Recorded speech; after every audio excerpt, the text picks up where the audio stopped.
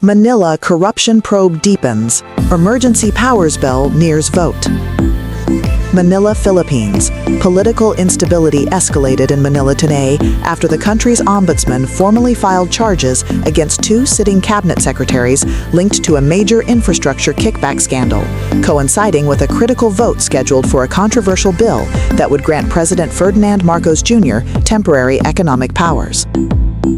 The National Ombudsman's office confirmed late Tuesday that charges of graft and violation of the Anti-Plunder Act had been filed before the Sandiganbayan anti-graft court against the Secretaries of Transportation and Public Works.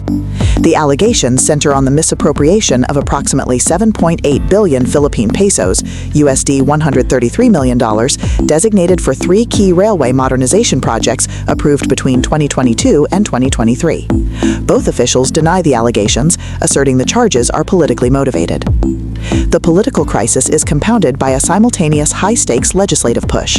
The proposed Crisis Stabilization and Economic Expediency Act, or CISA, is scheduled for a final bicameral vote late Wednesday. If passed, the bill would grant the chief executive sweeping procurement and regulatory authority for a period of 6 months, bypassing standard legislative review on projects deemed critical to mitigating current inflation and supply chain bottlenecks. The administration, led by Malacañang Palace, argues the measure is essential to expedite public projects stalled by bureaucratic red tape and high commodity prices. Spokesperson Attorney Leo de Vera stated this morning that the powers are narrowly tailored and temporary, designed strictly to cushion the economic impact on vulnerable citizens. However, the opposition bloc in the Senate warns that the timing and scope of the CISA are highly dangerous, arguing it risks institutionalizing fiscal impunity precisely as high-level corruption charges emerge.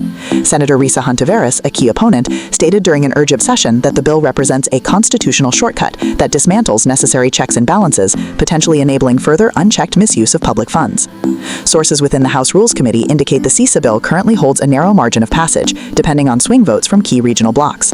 Pressure from civil society groups and non-governmental organizations has intensified, with thousands planning protests outside the Batasang Pampasa complex throughout Wednesday. The Sandiganbayan court has issued summonses for the two implicated cabinet officials to appear for arraignment next week. Meanwhile, all political focus remains fixed on the legislative chambers, where the vote on emergency powers is anticipated to define the immediate political trajectory of the Marcos administration. Reuters will continue to track developments from Manila.